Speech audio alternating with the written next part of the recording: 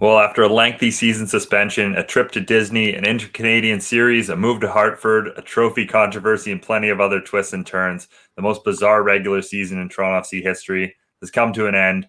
My name is Mitchell Tierney. Today on Waking the Red Weekly, presented by Footy Talks, we'll look back at the regular season that was, look ahead to the 2020 MLS Cup playoffs as well. Our guest this week from Come On You Reds podcast and a producer with MLSE is Jerome Cheng. We're very excited to talk to him about all things Toronto FC content creation and plenty more. And as always, we look forward to hearing your thoughts as well throughout the show. So join in the discussion in the comments section wherever you are watching today. Jeff, Michael, we did it. We got through the regular season portion at least. Again, so many twists and turns looking back at where the season has gone. It's wild, isn't it? Oh, yeah. I mean, wild styles. Absolutely. Who's gonna read off all those Martin Bailey stats that we got on our Slack channel yesterday? A lot to get to. Yeah, absolutely. Yeah, we'll get to the stats in at some point here. Oh, we all know my reading ability, so it might come down to Jeff here. But let's kick things off here by talking about the biggest story in Toronto FC circles this week, and I guess it's less of a story and more just reflecting on the 2020 season as a whole. Toronto FC end up in second in the Eastern Conference and in the league. I guess we'll start with you, Jeff. Just your general thoughts on a campaign that, as we said, had quite the twists and turns throughout it. Yeah, I mean, there's a certain level of relief that it's over. The last game that we were treated to was all kinds of exciting, and despite the score watching and realizing that it was over relatively early, it was still a great game. I mean, I'm just trying to read Ivan's comment here, talking about how Piatti is such a massive difference, and I would be inclined to agree with him. We've missed him over the last couple of games. Mm-hmm. Just on a whole, from a macro level, obviously this has to be a success. You finish second in the league, you're the Supporter Shield hunt until the very end. It's just, I don't like the way the TFC ended. I don't think anybody does. Obviously, injuries played a concern, but I also think this team sort of lost their identity. And I think Michael Bradley even said that a little bit in his post-game presser after their last match. They need to kind of refine what works for them. So going into that first postseason game, I think that's going to be something to watch. Which TFC are we going to see? And do they know how to win a game? And do they know what they're trying to do to accomplish to win a game? It seems like right now that purpose is kind of... I don't want to say it's gone because I still think it's there, but I just think they're struggling to find it a little. And injuries obviously do play a major factor in that. But at the end of the day, like if this team doesn't have all their players come November 24th, their first playoff game, is that an excuse that fans, the club itself, is that going to be an excuse that they're okay with? We had injuries, so we might not put out our best performance. I don't think so. I don't think that's acceptable right now. But again, as I will say, on a macro level, with everything that Toronto FC have had gone through, this season overall, just regular season, that's a success. They're second place. Yeah, it's impossible not to label it as a success. Impossible, but we it's sort of our jobs to look a little bit deeper, and I'm inclined to agree with you.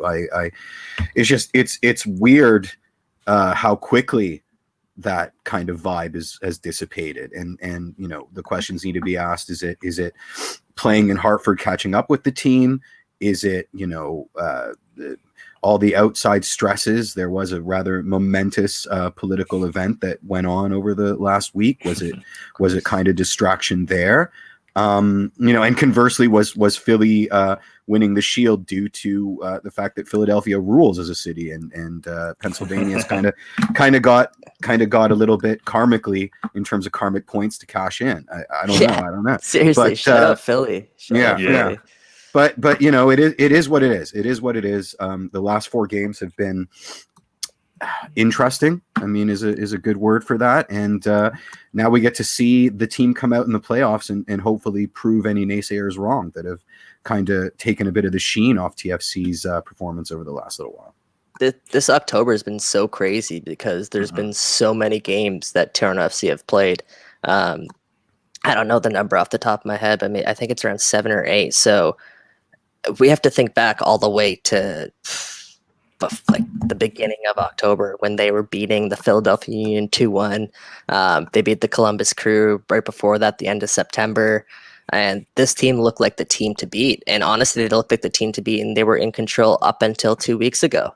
And they looked like a team that wasn't making any excuses, whether it was, anything going on, any extracurricular factors, or, anything that came this team's way, they managed to overcome. And it was up until that obviously that loss against Philadelphia, that drubbing against Philadelphia, where they sort of lost their stride, and they haven't really been able to fully find it back yet. There have been moments of it. There have been moments where we've seen, a lot of positivity from this team, but they're not the same team that was running every other squad out of this park and out of it just, can they find that? That's the question. That's the ultimate question. Yes, something else that in that vein that's kind of concerned me of late is the way they've started games. I mean, we at the start of the season and in the Disney tournament, we were all talking about ending the games and not being able to finish out results. But probably much more concerning is the way Toronto FC seems to get behind early on in games. And I guess we'll get to those Martin stats now, because when Toronto FC scored first this season, they're 10 wins, 3 draws, 0 losses. But in all those games they've lost so far this season, they've had the lead for 0 seconds. So that first goal does matter. And the past few games, Toronto FC has not put themselves in a good position to get that first goal just right out of the gate. I kind of joked on Twitter that whatever Greg Vanney's saying to them at halftime, you should start saying to them at the start of the game. But do you think it's, the substitutes, the way Toronto FC is switching things up? Why is it that they come out so flat, and then, most games they seem to be able to find their footing come the second half, but, in an elimination playoff game, that's not good enough. Is it a game plan thing? Is it a wait and see approach? Like, let's see what they come out with, and then we're going to adjust to taste. And sometimes teams come out so on the front foot that TFC just gets railroaded before they can actually get into the game. I just think they're trying to do a lot of things at once. That's they're fair. Trying to obviously incorporate players back into the side. They're obviously trying to get certain players going, like Tsubasa Endo. They're trying to, again, like, reincorporate Jonathan Osorio and Jose Altidore back into this mix, while giving some youngsters some playing time, some looks. Obviously, Ralph Priso. Like, there's just a lot going on right now. And again, it falls back on my original point, is that this team has sort of lost their identity, and they really need to refine that, because before 2 weeks ago, up until 2 weeks ago, we knew what this team was. We knew that this team was going to be difficult to play against, and we knew that they were not going to give anyone any yard of space. Now I can't really say the same thing, because you throw the press at TFC, and all of a sudden it looks like they can't keep the ball. It looks like they can't find the passes in between the lines. They look so simple when they are way more intricate than that. And it's just, right now, it's just, they're not on the right page. Is it down to Piatti? Is it down to how much chemistry he has in that midfield, and how much more comfortable Paz is playing with him? That's a good question. Here's this. Out of the players who are missing right now, let's say I'll throw Richie Laryea into that mix. Marky Delgado, obviously Pablo Piatti, Justin Morrow. Who is the player that, if you could have one player back for the postseason, who would it be out of those 4? I think it's Piatti. I know over Laryea, that seems like a lot considering what Richie's done this season. But the way that Greg Vanney wants to play with wide players, and the way he seems to always line up regardless of who he has available to him, I don't think you can play with wingers without Piatti, because I don't think there's 2 wide players on Toronto FC who have proven consistently to be good enough this season. And we know Jaden Nelson's going to get there. He's shown flashes of that ability this season, but without Piatti, I just don't think you can properly play with 2 wingers and get the best out of this side. So if you don't have Pablo Piatti, then I think you're in trouble for the playoffs, or you have to try something a little bit different. We've seen them play kind of more of a 4-4-2 that I think's worked a little bit better, but I would say Piatti personally. Yeah, we've got a few shouts for Laryea, but mostly Piatti, mostly agreements. Yeah. You'd say Piatti as well, just for the reasons that Bench listed there?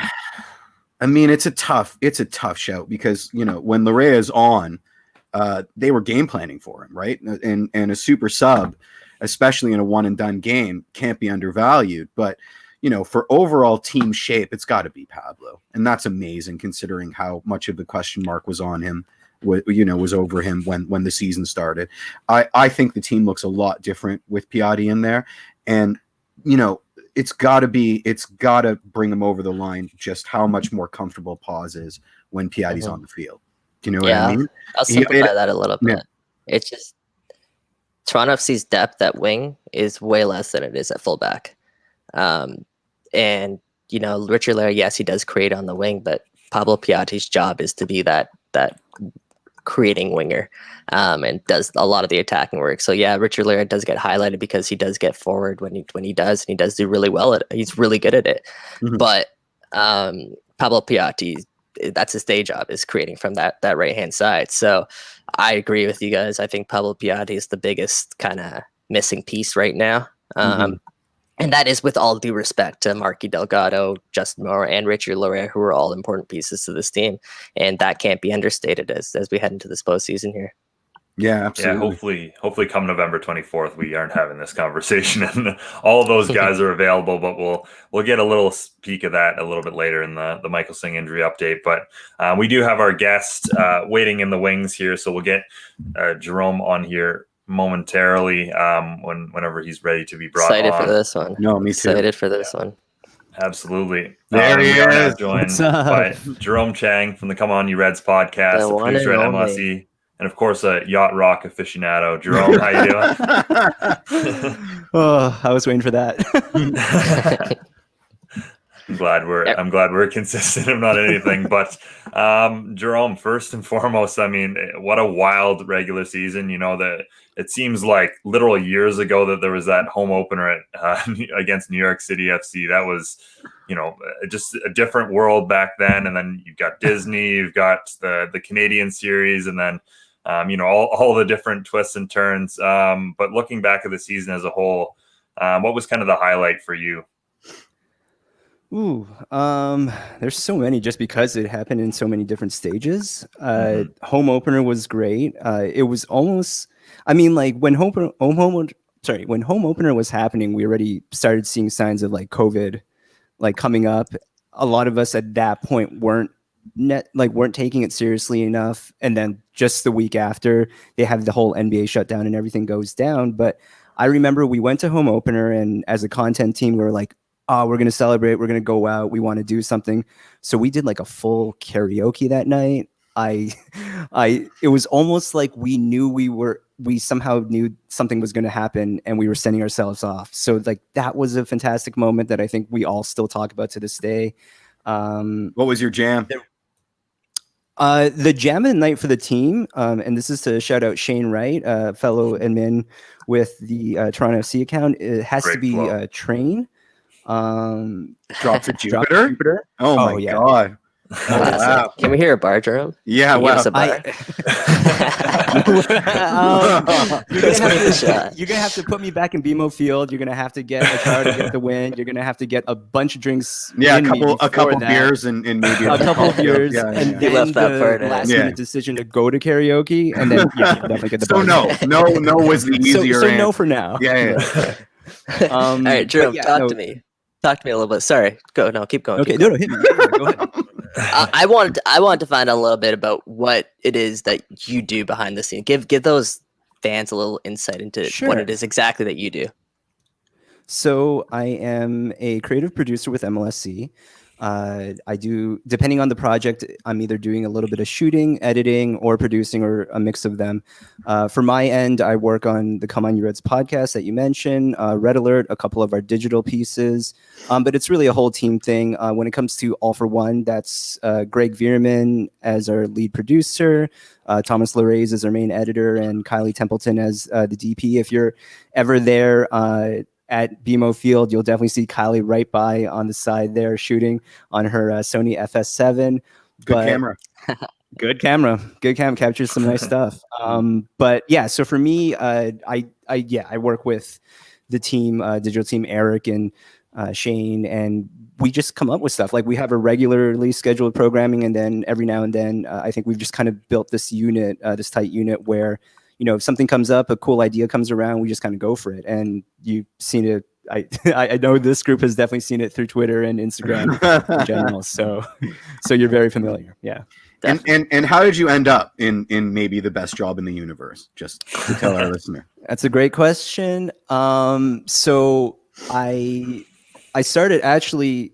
So doing video production is my second career. Very quickly. So I studied computer science and worked in IT for like years before I was like, I think I could do something creative. So I'm thinking of getting into IT. So there you go. There you go. So we'll talk after about what transitions are like, just the trade-off. But so I went to Humber for a multimedia program that led to an internship at MLSE. The internship was video production, and that was the winter of 2017. And as anyone knows, whether I say it on Come On Your Reds or say it online, like soccer is still pretty new to me. Basketball was my original sport, but coming out of my internship, they're like, we want to keep you on. We want you to work on the show called Red Alert for Toronto FC. Do you want to work with Toronto FC? I was like, sure. I'm going to have to learn this team, learn everything that's going on with it. And of all the seasons to jump onto the team, 2017. So that's awesome. And you just kind of like walk into it. You're learning the team. I've definitely learned a lot more about them ever since, and the longer history. But coming in for about a year, I was just like, so this team just wins all the time. Like we just roll through things, and every week we just celebrate a new accomplishment, a new record. Just take every trophy that's available to us. But then and then 2018 hit. 2018 hits. I think it catches up with us a bit, but then we have this 2019 run. So, my favorite thing, one of my favorite things I've ever come across was Jonathan Osorio post game finding our cameras and just like going like 3 and 4, what's new, and and it's just like obviously TFC has had a long journey to get to this kind of level, but for the last couple of years, I don't know many Toronto sports teams that can claim this level of like sustained greatness. So shout out to them. So Jerome, what's your sell? If people who don't watch soccer here in Toronto, obviously you have a great connection with the basketball community. What's your sell to those who aren't quite into the soccer scene yet? Because you were there once. So no, that's a great thing, and I honestly think about that all the time. I think the first thing, obviously, is right now it's like if you like sports and you want to follow a team that is consistently in the hunt, like that, you just know that the bar, like the lower bar for them, is just like being in the playoffs, but we're always in the conversation. Like, that's a team to follow. If you want a rabid fan base, like that's a team that you want to watch live. If you want a team that within their league can boast an MVP candidate, like with all due respect, and obviously I love all Toronto sports teams, like only one of them has like a front runner and has had one in the last couple of years, Yeah. And so there's just so much that goes into it. And I think it's kind of like a cult. Once you're in, like it's so hard to describe it from the outside, but once you're in, it's just whether it's directly with the guys on the team or what's within the fan base. Obviously, we're like Michael and I are very heavily into Twitter. I mean, all of us here are heavily into Twitter, but NBA Twitter is like a big thing. Raptors Twitter is a big thing, but like I feel like TFC Twitter's got a lot of potential. Like I think MLS Twitter, like we're on the come up. So it's right now I would say this is the indie rock band that you definitely want to be on top of, so you can say when they make it big. But it's, trust me, just come in and see what it's like. It's worth it. That's a good sell. Good sell. Yeah, it's good sauce. Damn. Okay, so say you got to pump out quality content, and you've got a deadline of, end of day. Which TFC player do you go to for guaranteed goal? And why is it Lawrence Simon and Chris Mavinga? Okay, so Chris, I would say, has been our 2020 MVP for content, hands down, ever since marketing day. I just remember being at marketing day, and my role that day was I was just doing some backup cam for All for One, doing behind the scenes, and only one player that day was pulling me over to film something, and that was Chris. And it was fresh off the Toronto Raptors win, so he was doing a Serge Ibaka impression. He was communicating, or he was engaging everyone else on the team. And if anyone is familiar with a marketing day, it is a long, early day that no one's really in the mood for energy wise. So to watch Chris, like kick Tsubasa Endo while he's like lying on the pitch trying to just like get some rest is it's a fun time. So Chris has definitely been my MVP that way, but it's it depends on the content that you want. Like what are you looking for? Like if you're looking for like some like very quick entertainment, I think Chris is great that way. If you're looking for like some really good sound bites, you got like the Alex Bonos, who just is on top of it whenever it comes to like, if you ask a question, you're just like, let's hope we get like a quote, like he'll give you a full paragraph of like choice stuff. Quentin Westberg, you have it just really depends. Jonathan Osorio, low key, if you want just like that good confidence, a good like one liner, like Osa will just pull one out of nowhere. Any of the young guys have been fun. Jacob Schaffelberg, the sweetest person in the world. Yeah. Yep. I'm just staring out of my window and Jimmy's Coffee is just down the road over there. I think I did really give you a great answer. I think 2020 I'll give Chris Mavinga the MVP so far, but that's also the blessing of this team. Like you have so much variety. It's such a fun group to be around. Yeah. My follow-up question is, when are you going to put something that can actually hurt them in the box so that they reach in and it's like stuff on fire or like scorpions, right? I mean, you're leaning towards that direction. So. We'll have to definitely come to you when we're getting to our next marketing day, just to like talk about what is like the save in between. Oh my God, please! I never want. That's a good question for Eric and Shane. I think they're behind a lot of the fun marketing day stuff that we do that you'll end up seeing throughout the season.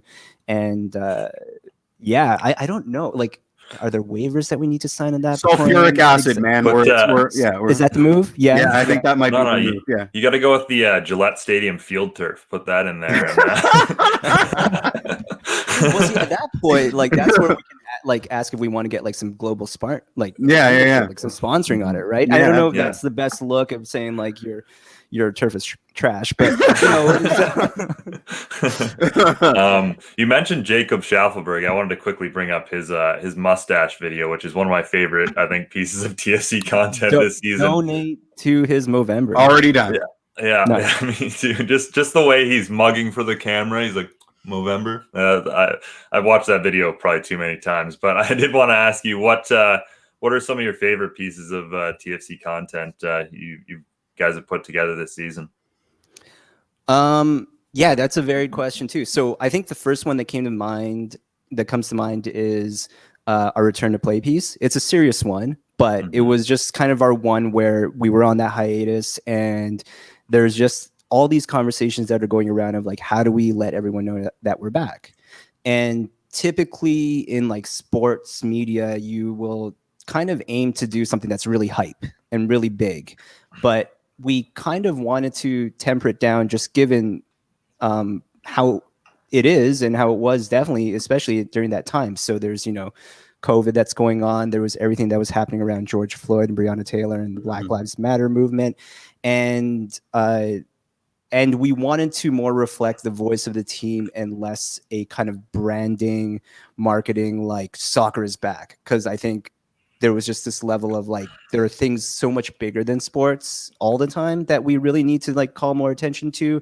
And so we wanted to be honest with it. And I think I was just really proud of how everyone behind the scenes came together for it, and especially how the team really got involved. Like, it's very rare that we're doing a pre-production scripting and planning where we're talking to like Ali Curtis about it, and we're asking about his input and how we can achieve the right voice that reflects how he feels and how the club feels. And to be able to do things like that, to do something kind of what we feel is like more important, that was really good. On the fun side, I got to shout out Greg Veerman, who's been out there for MLS is back, who's now there in Hartford. I think All for One team is going to grow come playoffs, which is really encouraging to hear. But Greg has just been, like the team, just on the road all the time. When he's back in town, he's quarantined.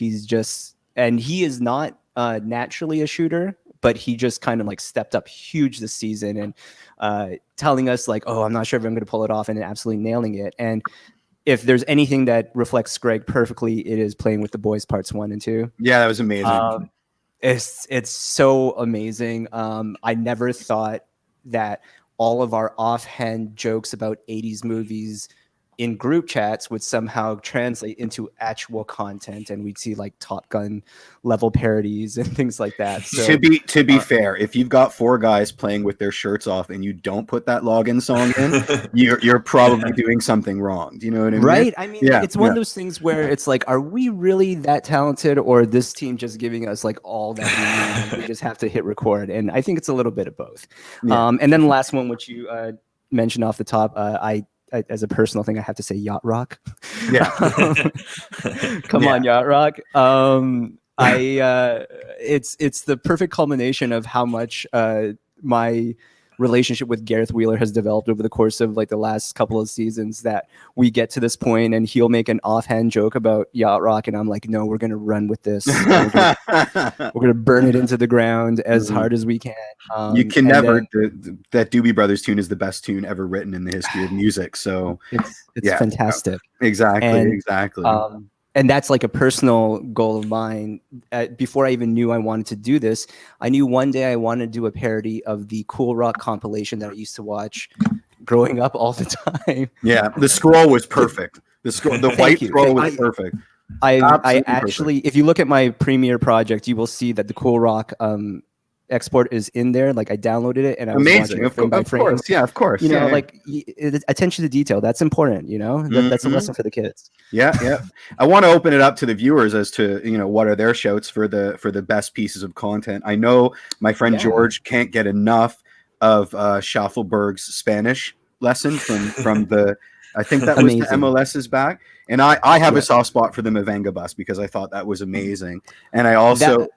Do you want to know some behind the scenes for that? Well, the technical skills. You had a chase vehicle. It was crazy. Like it was. Exactly. That was some good production values. I dug that. Anyway, continue. Yeah, give us the insight. Oh no, yeah. So since you mentioned that piece, that one was really fun just because it was.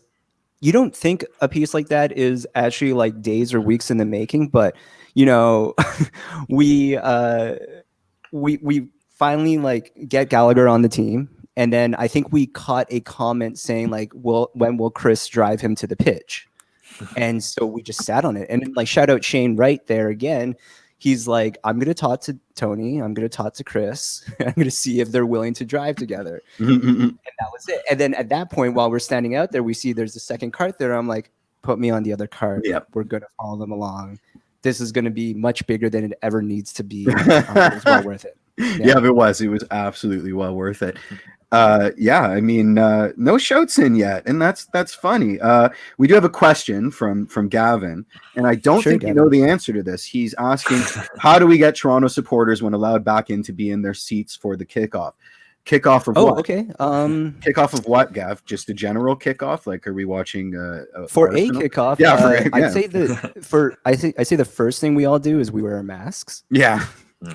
I think we all practice social distancing and safety as much as possible, and like let's nip this in the bud as much as we can. That responsibility is the first step. Obviously, there's just a larger thing beyond us in terms of like what we can do around like what will happen with COVID. But I will say, no team wants to be on the road. Like no team wants to not be playing at home. And obviously with something like Toronto FC and something like soccer, I don't think any supporters want to be watching it, like as fun as it is, maybe watching a bar, like they don't want to be doing that. Like we kind of got a hint of that last season when all of our playoff games were on the road, not being able to, host MLS Cup. And I think, and any of the games, like I would say there was a really special feeling about taking those games on the road and to lift I will say, lifting a trophy in your opponent's home, there is a certain level of savagery that feels really good about it, especially especially like when you are able to have like these supporter sections, the people who show out. So like that just feels really great. Like I think so. My role during all those matches was I was just trying to stay in the supporter section as much as possible and capture things going on over there. And I think the big one that to be a part of, which was like insane, was the Quentin Westberg penalty save against Atlanta. And just the sequence of events to see a group just get completely deflated and feel completely out of the match and think like, okay, like everyone's just thinking about like, I guess I have to wake up for my plane ride back tomorrow. Just planning just your trip home, to the save, to Nicola Beneze's goal, to just come back right into it and then take it. And then just running onto the pitch afterward for all the celebration. Like that's awesome. Yep. And, but at the same time, I don't think I would trade any of that to like celebrate at home, because like DC United and that overtime was absolutely insane. Yep. So, yep. Absolutely. I mean, shout outs to Hartford. It, you know, in an imperfect situation, they've done a fantastic job. The Brass Bonanza is perfection. It's perfection. Like pulling that out and having that be tagged to us for that run of games is just fantastic. It's so that was one of those things. A shout out to our game ops team going into Hartford. They wanted to really capture the feeling of being out there, at least like acknowledge it. And to do that is honestly, like in some ways, it feels like it's obvious, but it's still such a stroke of genius. Because the first time when we heard it, I think everyone got amped about it, and I think that was so great. Will saying, "Can we take the song home?" And my answer is no. It's special. It's a Hartford song. When we play in Hartford, we play there, but not back home. I mean, we haven't even played Gloria yet in at BMO Field. I'm just saying. So yeah. I mean, we've got Depeche Mode, and we've got Gloria, and we've got the legend. We got Legend TFC. Everything's good. Gavin wanted to correct himself, and he said, "I meant more in general, not COVID based." I've been to a lot of games with Gavin, and as a European English guy, he has a problem with fans coming to the stands, 15 minutes after kickoff, but that's a whole other episode, Gavin. I think none of us have urban planning degrees though that can fix Toronto Transit. Yeah, exactly. I mean, I don't know something here, but a system of pulleys and to seriously answer Gavin's question, there's just like a lot of things that are going on behind the scenes. Obviously, every Toronto sports team is trying to work with the government on figuring out ways to safely travel across the border, but it's kind of like a situation where safety, I think, at this moment should come first, absolutely, above everything else. And we all are just in pain not being able to see it live and not being able to be there. Like I miss just being out there with the content team and just staying there. I mean, it's Michael can attest to it. Like there's something, well, I think everyone can, but there's something about when you're actually in those 90 minutes that everything is just like free, like you're working all the time to prepare for it and you're working on all the post-game coverage, but when they are playing, like you're just free to what's happening on there, and it's such a wonderful feeling. So I think we all want that to come back, but I think it's just patience at this point. Yeah All right, I think we'll let you go here, Jerome, but I think we're all in agreement that the entire TFC content social team's done a fantastic job this ridiculous year. The way you guys have kind of brought everyone into to feel close to the team when we can't be at the moment has been incredible. So I think we all really appreciate the work you guys have done. Could I do then a quick shout out to at least most, if I can? Please do.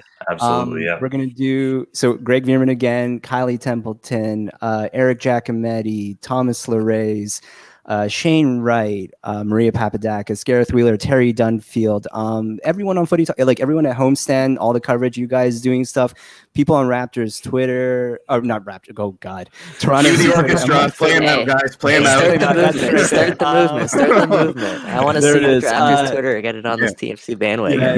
Start the movement. TFC Twitter, just like everyone who's out there, TFC memes, just all the stuff that is out there, that weirdly made us feel still connected Wow. even though we have not been physically around each other, is astounding. Like, we try to do what we can to keep fans connected with us and seeing more things behind the scenes and seeing more of the personality, but it's a two-way thing. So mutually, like what you all do out there to stay engaged with us keeps us going just as much as us trying to like provide stuff to you. Aw, thank you.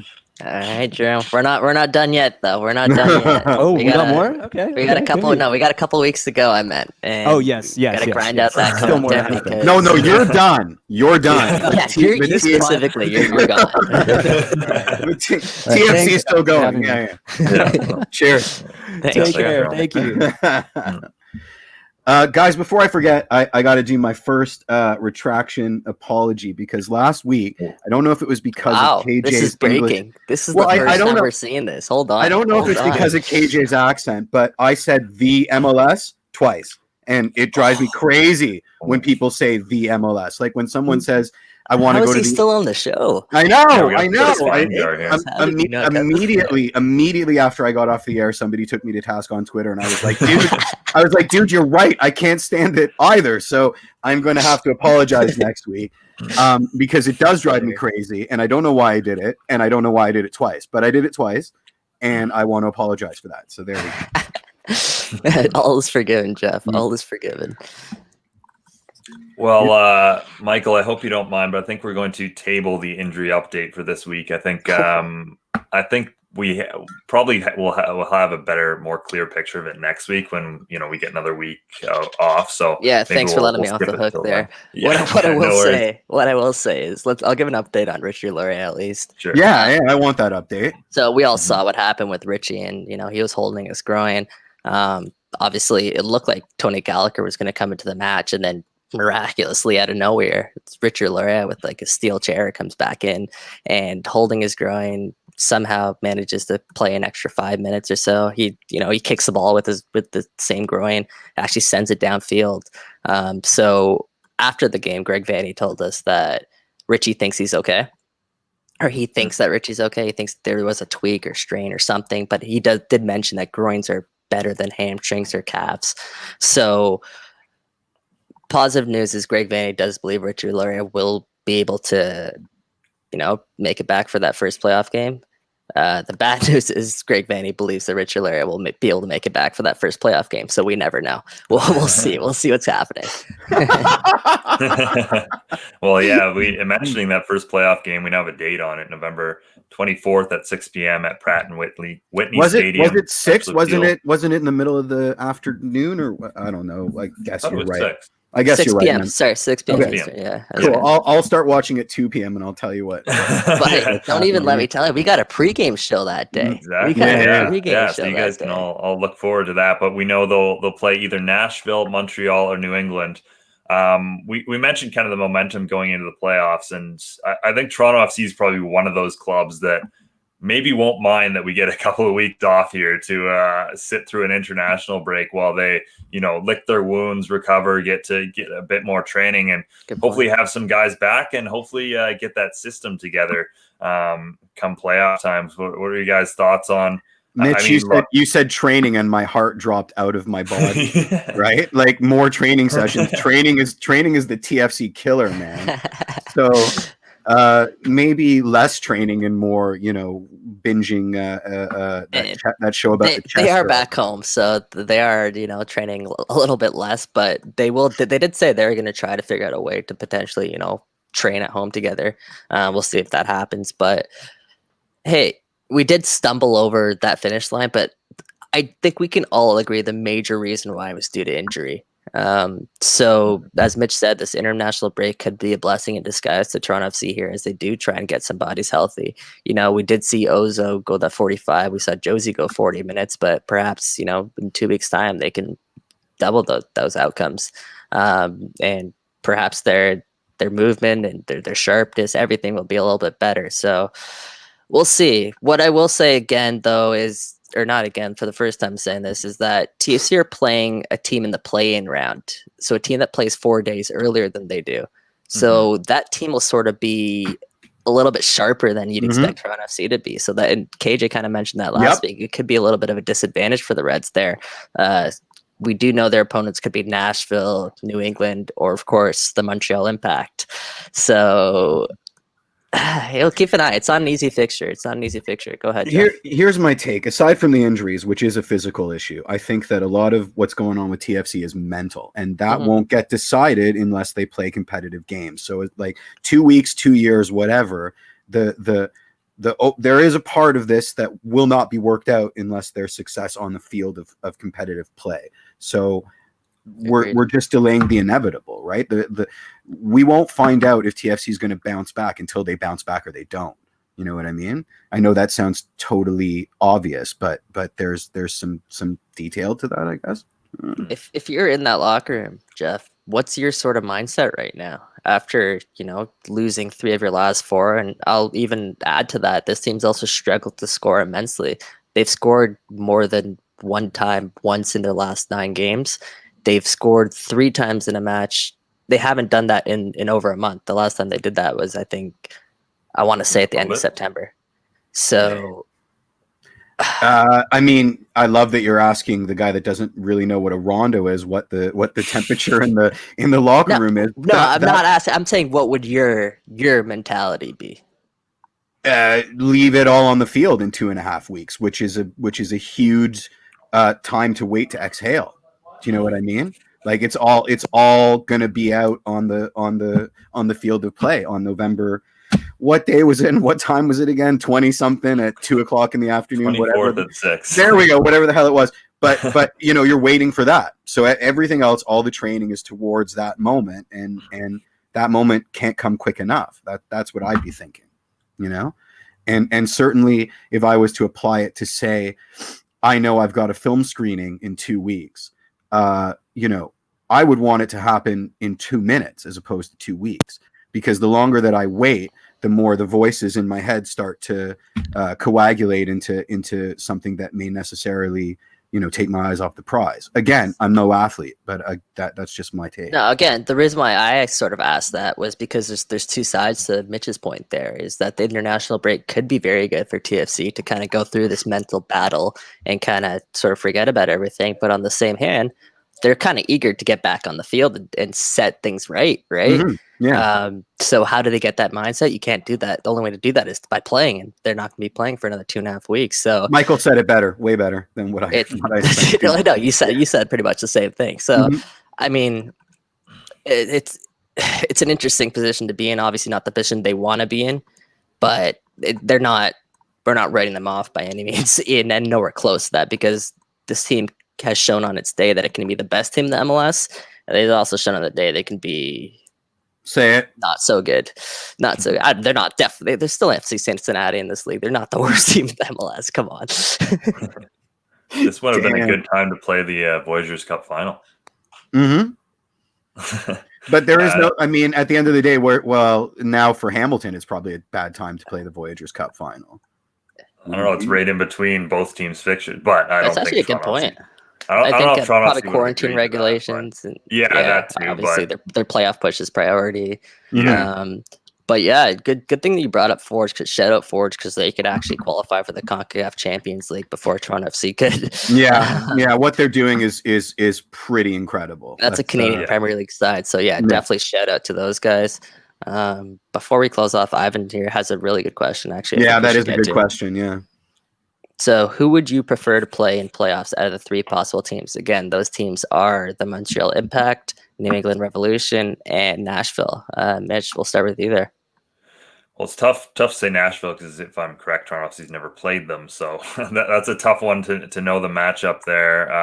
They have a draw and a win against New England, and mostly have had the better of Montreal. I mean, it's got to be Montreal. I think if there's any game that can kick Toronto FC back into that strong mentality, it's got to be a game against the Montreal Impact. So if I'm Toronto, I'm hoping it's Montreal that comes out of it, and I'm hoping a win against Montreal kickstarts a strong playoff campaign.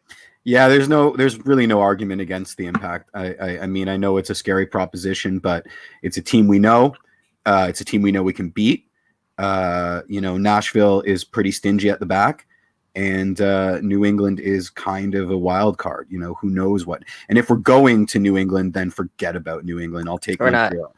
Yeah, Oh. I don't think we're going. We No, have the they'd be home game, coming. right? They'd be Yeah. okay. Yeah, Good. we have a bit of a home game. Even still, how can you say no to the cold firm? You just can't. I would love to see that matchup personally from a Toronto FC perspective. I'd rather them face New England or Nashville just because anything can happen in that Montreal game, and I think we know that better than anybody's. You know, Montreal can grind something out, take it at penalties, and you never know. Or you know they can outright win it. You never know in that fixture, but. Yeah, general consensus is Montreal. Like, it's, as other people are pointing out, you know, a lot of people do want to see Montreal. We have seen them a couple times this year, but did they dominate Montreal by any sort of stretch aside? We had that one track meet that was back and forth, and then where Josie Altidore was winner. I believe so. The 4-3 and the 4-3. The 4-3 in the MLS is back, and that Yeah. again, Iowa Kanola kind of his hat trick, and that was. That game itself again. That's a perfect example. How wide open was that game? It's so back and forth. And it goes. What did they beat us? The one that they also beat us. Yes, was 1-0. Yeah, it was low scoring. And that was the Pozuelo penalty. Yeah. Montreal. Let's take. They're not going to do that again. So Montreal. Let's take them. Obviously the 2-1 late winner for Josie Altidore there. So again, I still stand by what I said. Yeah, we're 2-1 or 2-1 against them this year, but anything can happen in that kind of fixture. Yeah, exactly. Before we wrap up here, do you want to rant? I'll give you the floor. Oh, you want me to rant? Yeah, I mean, how hilarious is it that the shield that they raised in Philly was the web manager's fiance's sister's boyfriend's repurposed Captain America shield? I think that's delightful. Great story. People were suggesting that I'd get mad because it didn't arrive in Philly, and they figured with the amount of vitriol that I had tossed at the Shield Foundation in recent memory. But I've lived through American shipping companies in my other life, and I know how terrible they are. So I really, really can't get mad at somebody for being screwed over by shipping companies.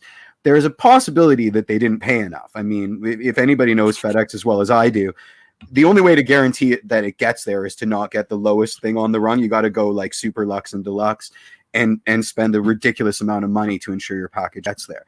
They probably didn't do that.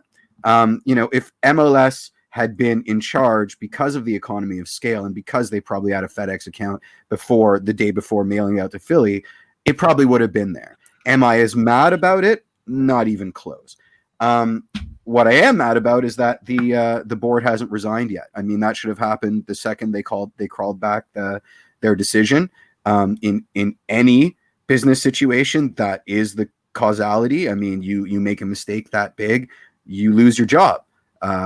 So the fact that they're being allowed to remain there fills me with a certain sense of impending dread. But I certainly can't be mad about the shield not being there, especially when we get a story as amazing as that. And he's not getting his shield back, by the way. Apparently, it's going right to the U.S. Soccer Hall of Fame. So that's poetic justice right there. Yeah.